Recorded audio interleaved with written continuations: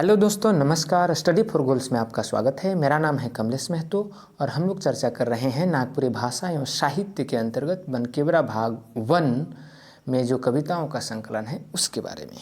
अब तक हमने 6 कविताओं को पढ़ा है। यह हमारी 7वीं कविता होगी और इस कविता का नाम है बाजा। लेखक कवि हैं अर्जुन भगत। बिना विलंब किए हुए चलिए शुरू करते हैं आज की कविता। कविता प्रारंभ करने से पहले एक छोटी सी पृष्ठभूमि इस कविता की कि हम देखते हैं कि समाज में बहुत सारे ऐसे कार्य होते हैं जिसके बारे में हम लोगों की धारणा बहुत निम्न कोटि की होती है। उन कार्यों की महत्ता को हम लोग नहीं समझते और कहते हैं कि अरे ये काम करता है, मतलब ये तो बहुत महत्वपूर्ण आदमी नहीं है या इसके कार्य उतने मूल्यवान नहीं हैं। लेकिन हम लोग कई बार नहीं समझ पाते कि उनकी उस कार्य की कितनी महत्ता है और उसकी वजह से कैसे हमारा समाज अग्रसर है या संचालित है। कहीं न कहीं इस कविता में अर्जुन भगत ने समाज के एक ऐसे ही वर्ग के कार्य को उद्धृत किया है और उसके कार्य की महत्ता को हमारे समक्ष प्रस्तुत करने की कोशिश की है। तो चलिए हम शुरू करते हैं और पंक्ति बाय पंक्ति हम समझने का प्रयास करते हैं। राग फगुआ पुछारी की में लिखी गई ये कविता है। तो शुरू करते हैं हम लोग। बाजा में कौन बाजा सुंदर बाजे हो, बाजे कहाँ के कर घरे बाजे। बाजा में कौन सा बाजा है जो सुंदर बजता है और किसके घर में बज रहा है। लागे नहीं पता मुके, बाजा बाजे कहाँ के कर है के, असल बाजा है के ठीक बाजे हो, बाजे कहाँ के कर घरे बाजे। लागे नहीं पता मुके, मुझे पता नहीं लग रहा है कि बाजा कहाँ बज रहा है, किसके घर में बज रहा है, लेकिन लग रहा है कि ये असली बाजा है, यही वास्तविक बाजा है। फिर पूछ रहा है कि पता नहीं लेकिन किसके घर में बज रहा है। बाजे जेकर घरे जाबे सेकर गोड़े गिरे, बाजा में सुंदर बाजा बाजे हो, बाजे कहाँ के कर घरे बाजे हो। कह रहे हैं कि ये जो बाजा बज रहा है उसके घर में जाकर उसके पैर में हम गिर जाएंगे। मतलब वो बाजा एक तरीके से यहाँ देखें तो कवि को बहुत सुहा रहा है, उसको अच्छा लग रहा है, इसलिए कह रहा है कि ये जो बाजा बज रहा है असल बाजा है। अगर पता चल जाए कि किसके घर में बज रहा है तो मैं उनके पैरों में जाके गिर पड़ूंगा और नतमस्तक हो जाऊंगा, ऐसे कह रहा है। लेकिन पता नहीं चल रहा है कि किसके घर में बज रहा है। बाजा बाजे दूसर घरे, देखू नाच सबक घरे। बाजा किसी के घर में बज रहा है लेकिन उस बाजे से सब लोग नाच रहे हैं। बड़ा यहाँ पर एक अप्रत्यक्ष रूप से या फिर इनडायरेक्टली कवि हिंट कर रहा है। अब वो क्या हिंट कर रहा है हम आगे देखेंगे। बाजा में सुहान बाजा लागे, ये जो बाजा है सभी बाजाओं में एक सुहावन है, एक मतलब बेस लागे एक टाइप का बाजा है, सबको अच्छा लगता है, सुहावन लगता है। बाजा के कहाँ के कर घरे बाजे, लेकिन अब तक कभी को ये जवाब नहीं मिल पाया है कि ये बाजा किसके घर में बज रहा है। आगे देखते हैं। मूढ़ अर्जुन पूछे, बाजा निही के रुचे, रुचि निही रुचे निही ते के राजा रुचे निही ते के रोजा राजे हो, बाजे कहाँ के कर घरे बाजे हो। फिर मूढ़ अर्जुन अर्थात ये कवि हैं, वो खुद को मूढ़ कह रहे हैं, अर्थात नादान। यहाँ मूढ़ का अर्थात मूर्ख नहीं, मतलब वो नादान होकर पूछ रहे हैं कि ये जो बाजा है किसको अच्छा नहीं लगता, इस बाजा की ध्वनि, इसकी जो सुर ताल किसको अच्छा नहीं लगता। और जिसको अच्छा नहीं लगता तो उसको फिर उसको रुचता कैसे है, उसका घर कैसे चलेगा, कुछ इस तरीके का इसमें अर्थ है, ये कह रहे हैं। अगली पंक्ति देखिए। बाजा में कुटासी बाजा, बाजे सुहान बाजा, बाजा में सुंदर बाजा बाजे।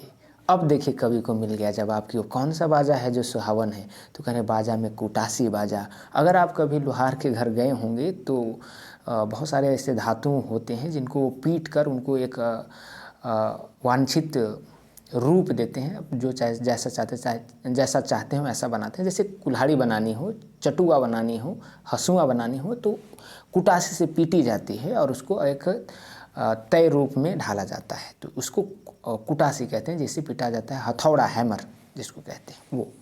तो उस बाजे को कवि कह रहे हैं कि सबसे सुहावन है, सबसे सुंदर बाजा है।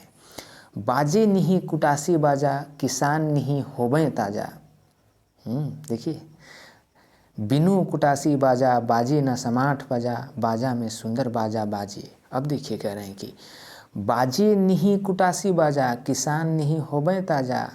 अगर नहीं बजेगा कुटासी का बाजा, अर्थात लोहार अगर कुटासी के प्रयोग से हल नहीं पजाएगा, हल को धारदार नहीं बनाएगा, और उससे बनने वाले जैसे कुदाली हो गया, कोड़ी हो गया, हसुआ हो गया, खुरपी हो गया, ये सभी किसान यूज करते हैं। अगर ये जो हथियार है इनको लोहार नहीं पजाएगा, इनको धारदार नहीं करेगा, इनको बनाएगा नहीं, तो किसान अपना काम करेगा कैसे? तो इसलिए कह रहे हैं कि इस बाजा के बाजने से ही किसान ताज़ा हो पाते हैं, इसलिए कह रहा है। और उनकी मतलब कि घर चलता है, द्वार चलता है, इसलिए कह रहा है कि ये बहुत सुहावन है। अभी आगे जो इनडायरेक्टली हिंट कर रहा था वो हम अभी देखेंगे। बिनु कुटासी बाजा बाजी न समाठ बजा, और फिर कह रहे हैं कि अगर ये कुटासी बाजा नहीं बजेगा तो फिर समाठ बाजा भी नहीं बाजेगा। समाठ बाजा का तात्पर्य यहाँ है जैसे धान, अब इसको देखिए एक पदानुक्रम में समझिए, एक क्रम में समझिए कि कैसे लोहार हल पजाएगा, खुरपी बनाएगा, हसुआ बनाएगा, कुदाल बनाएगा, तो खेत में फसल होगी। अब फसल को यहाँ धान से थोड़ा इंगित किया है कवि ने। तो जो धान है वो जब धान आएगा, और मान के चलिए अगर जो लोहार है वो धान मतलब कि ये पजाए ही नहीं तो धान उपजेगा कैसे? कुदाल नहीं चलेगा, हल नहीं चलेगा तो कैसे उपजेगा? तो उपजेगा तभी बजेगा समाठ बाजार। समाठ का तात्पर्य यहाँ धान आने के बाद उसको चावल बनाने के प्रोसेस में ओखली आपने देखा होगा, तो जिसमें धान को रख कर कूटा जाता है तो उसको उन्होंने समाठ कहा है। ओखली समझिए उसको, ओखली के ऊपर लगाए जाने वाला जो वो है, तो उसको कूटने से फिर वो साउंड वो बाजा कैसे बजेगा अगर लोहार वही काम ना करे? तो ये देखिए हायरार्की को, कार्यों के हायरार्की को समझाने की कोशिश किया है, और लोहार का कार्य को कुल मिला के यहाँ पर महिमा मंडित करने की कोशिश की गई है कवि के द्वारा। तो इसीलिए कह रहा है कवि फिर बाद में कि बाजा में सुंदर बाजा बाजे। तो बाजाओं में सबसे खूबसूरत, सबसे सुंदर, सबसे मोहक, सबसे लयात्मक जो बाजा है वो कौन सा है? कुटासी बाजा है। आगे देखिए, बाजी कुटासी बाजा तब बाजे समाठ बाजा। फिर वही बजेगी जब कुटासी की बाजा तभी तो बज पाएगी वो समाठ की बाजा, अर्थात वो चावल निकल पाएगी। फिर कह रहे हैं कि पाछे बढ़नी बाजा बाजी घरे सूप बाजा, और फिर जब धान कुटा जाएगा तब तो आप उसकी भूसी को अलग करेंगे, बाढ़ेंगे, और मतलब कि झाड़ू की फिर ध्वनि सुनाई देगी, झाड़ू की मतलब कि बाजा आप सुन पाएंगे। फिर जब झाड़ू हो जाएगी तो उसको फटकने के लिए सूप की प्रयोग की जाएगी, तो तब बजेगा सूप बाजा। तो कैसे लोहार का कार्य से पूरे किसान समाज का मतलब जीवन मतलब कि गूंथा हुआ है, उसकी यह बहुत सुंदर चित्रण है। बाजी घरे सूप बाजा बाजा में सुंदर बाजा बाजे। अगला पंक्ति देखिए, कुटासी बाजा लागे माजा बाद में समाठ बाजा। जब कुटासी का बाजा अच्छा लग जाए तो फिर समाठ बाजा भी अच्छा लगता है। आगे कुटासी बाजा पाछे समाठ बाजा, पहले बजेगा कुटासी बाजा फिर बजेगी समाठ की बाजा। बाजा में सुंदर बाजा बाजे, और बाजाओं में सबसे सुंदर बाजा बाजे वो कौन है? कुटासी बाजा, फिर समाठ बाजा, फिर उसके बाद सूप बाजा और बढ़नी बाजा और सूप बाजा। फिर अगली पद्यांश, मूढ़ अर्जुन सोचे सुनी बाजा उठे नाचे बिनु लोहार नहीं बाजे ढोल ढाक बाजा बाजा में सुंदर बाजा बाजे। अगली पंक्ति बहुत सारगर्भित है। कह रहे कि फिर नादान अर्जुन पूछता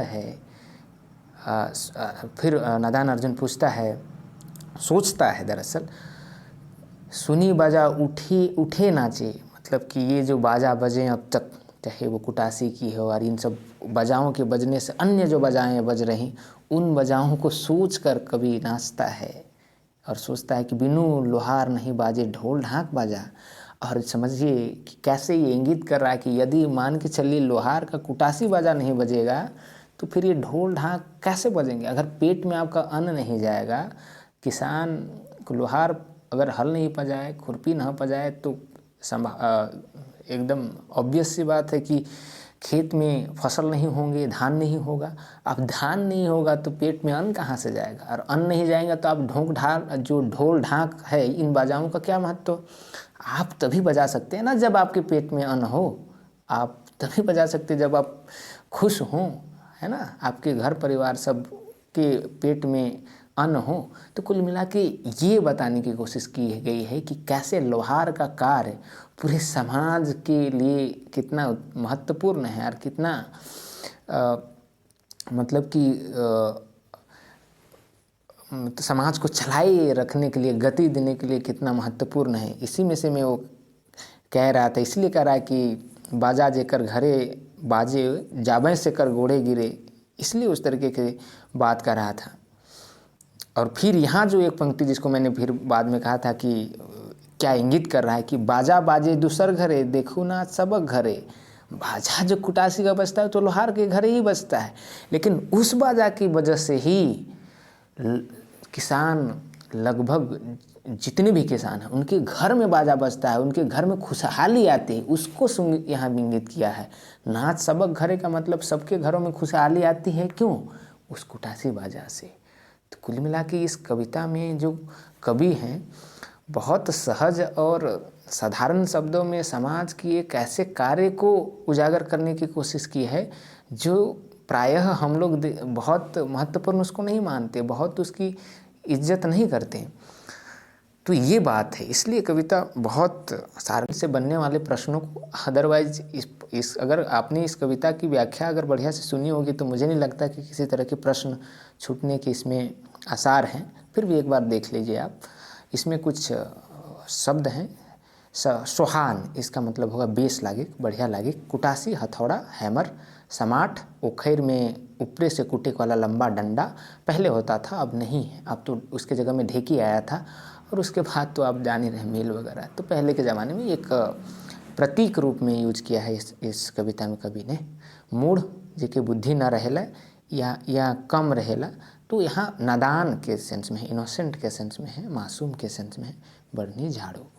संभावित प्रश्न क्या बन सकते हैं? तो देखिए, पहला जो बनता है वो कि कवि का नाम याद रखें। तो बाजा कविता कर कवि के है गए अर्जुन भगत।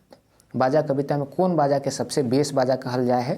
तो बिल्कुल ये सवाल महत्वपूर्ण है। कुटासी बाजा के उससे भी महत्वपूर्ण देखिए ये सवाल। बाजा कविता में कौन समुदाय कर काम के वर्णन करल गेलक है? इस सवाल को कई तरीके से पूछा जा सकता है कि बाजा कविता में कौन समुदाय कर काम के महिमा मंडित करल गेलक है या फिर इज्जत देवल गेलक है? तो ये लोहार समुदाय कर कार्य के, ये ध्यान रखब। अगली जो सवाल है उसको देखिए। बाजा कविता कर अनुसार कौन बाजा कर बाजले किसान मने ताजा होवे ना? तो कुटासी बाजा कर बाजले किसान मने ताजा होवे ना। पांचवा और अंतिम सवाल, समाट बाजा कर का अर्थ है कि? तो समाट बाजा मतलब वही जो ओखली है, उसकी ओखली में जो लकड़ी डाली जाती है और उसके बाद धान कूटने से जो आवाज़ आती है उसकी बात कह रहे हैं कभी। तो धान के कुटे ले जब लंबा लकड़ी प्रयोग करल जाएला, उकर से बाजे वाला बाजा कर बात यहाँ समाट बाजा कर अर्थ है कि।